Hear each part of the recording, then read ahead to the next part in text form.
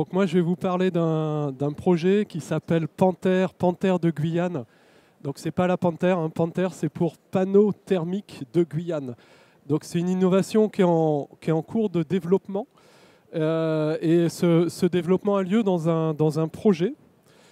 Hop, donc j'ai commencé par les remerciements parce que si on les fait à la fin, on les oublie toujours. Donc c'est un peu long. Hein, Et donc ce projet, il est soutenu par l'ANR. Il est porté par Julie Bossu, qui est d'un laboratoire qui s'appelle Ecofog. Et dans ce projet, il y a plein de partenaires et tous ces partenaires vont participer au développement de ce nouveau panneau isolant à base de fibres de Guyane. Donc je vais les citer, les partenaires. Donc à part Julie Bossu, qui est donc la coordinatrice, on a l'Institut Péprime à Poitiers qui va nous faire toutes les mesures hygrothermiques sur les fibres.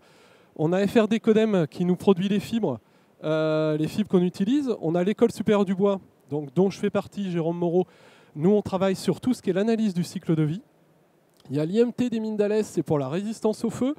L'I2M, c'est pour la fabrication des panneaux et aussi la résistance au feu. Et après, on a une UMR à Cayenne, c'est pour les analyses économiques. Donc tout ça, c'est les partenaires académiques qui travaillent sur ce projet, donc la mise au point de ce nouvel isolant thermique. Et on a des partenaires associés techniques, donc le Centre technique des bois et de la forêt de Guyane, l'ONF, bien sûr, puisque l'ONF a participé à la fourniture des bois.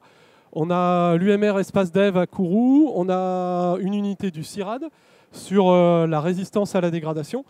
Et enfin, on a Soprema qui nous a aidés aussi, en parallèle de l'I2M, à fabriquer des panneaux à une échelle industrielle.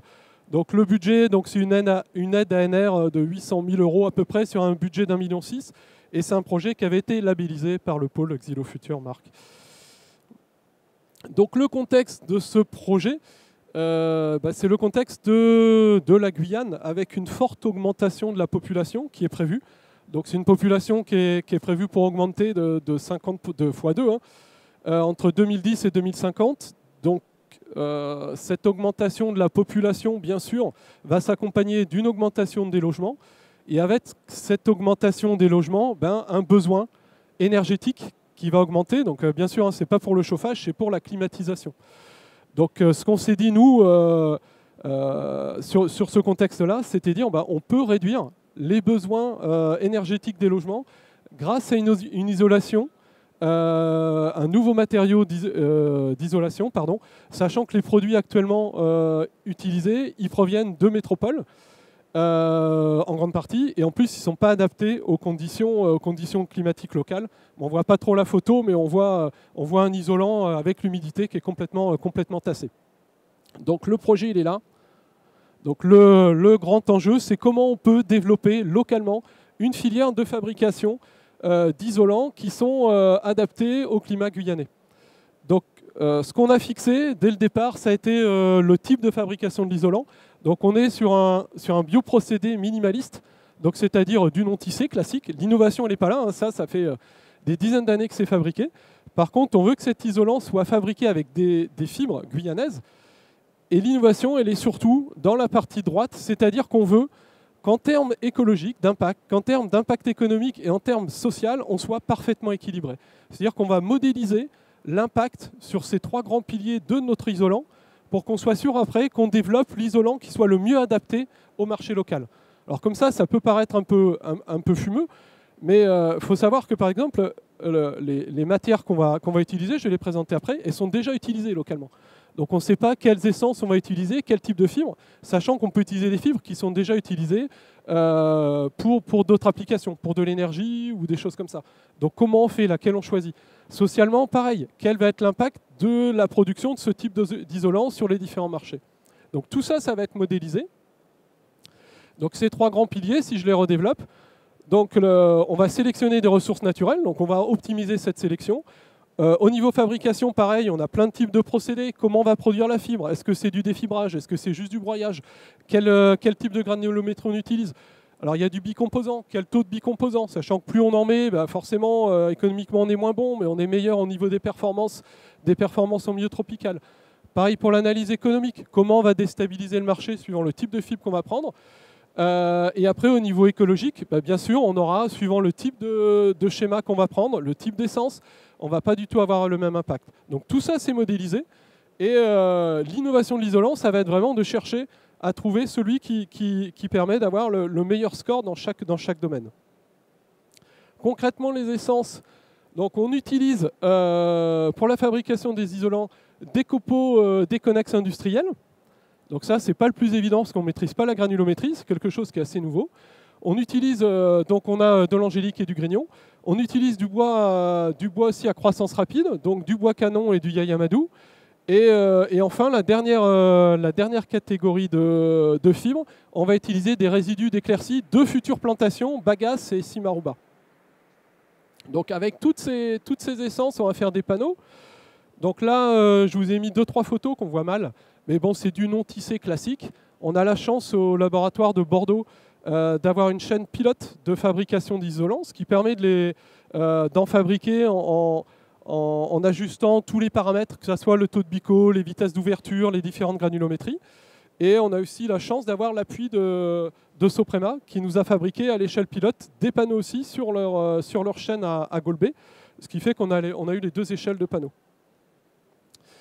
Et donc à la fin, qu'est-ce qu'on va faire? En fait, toute l'innovation tient là, c'est ce que je vous disais tout à l'heure, pour modéliser l'impact de ces panneaux, que ce soit au niveau écologique, au niveau environnemental, au niveau bioéconomique.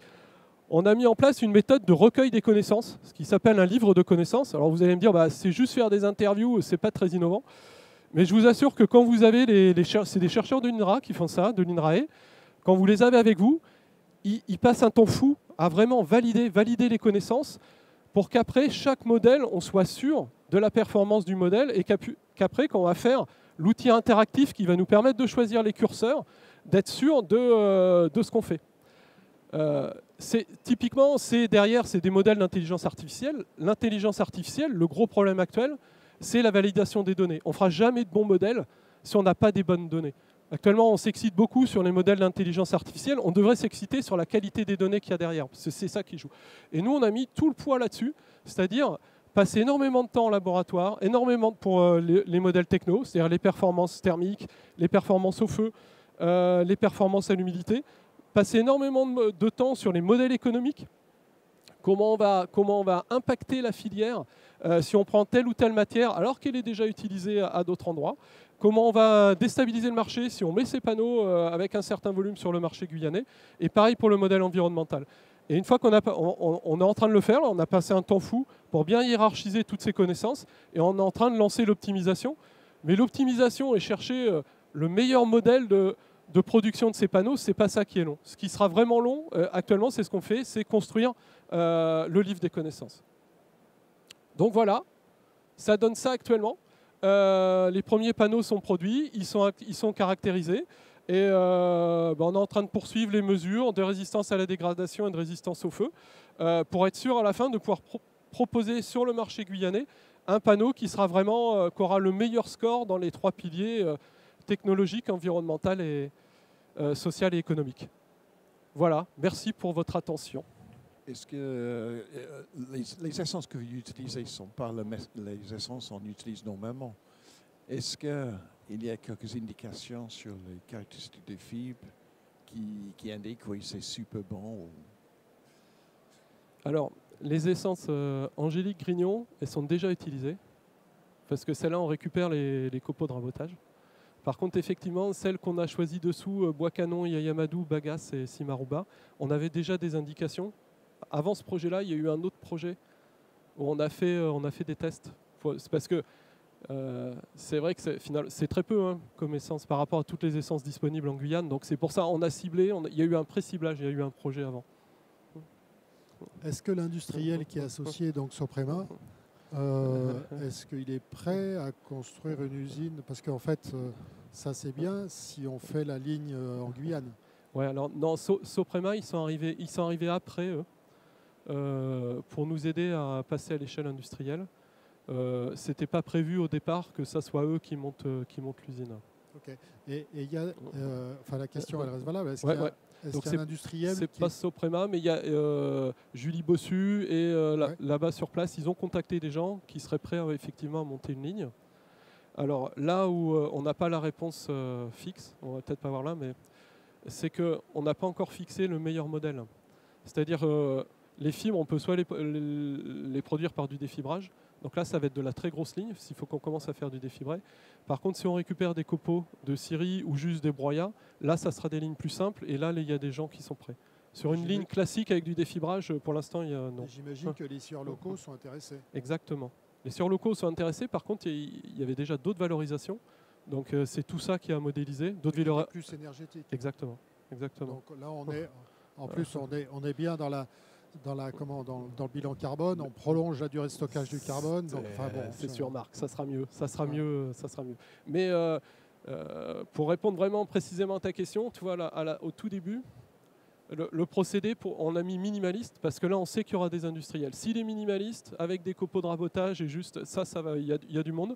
Si par contre, ce que la modélisation nous montre, c'est qu'avec des copeaux de rabotage ou des copeaux juste fractionnés, ça passe pas parce qu'on n'a pas les bonnes performances, qu'il faut passer par du défibrage et une fibre bien plus travaillée, là, ça sera plus compliqué. Ouais.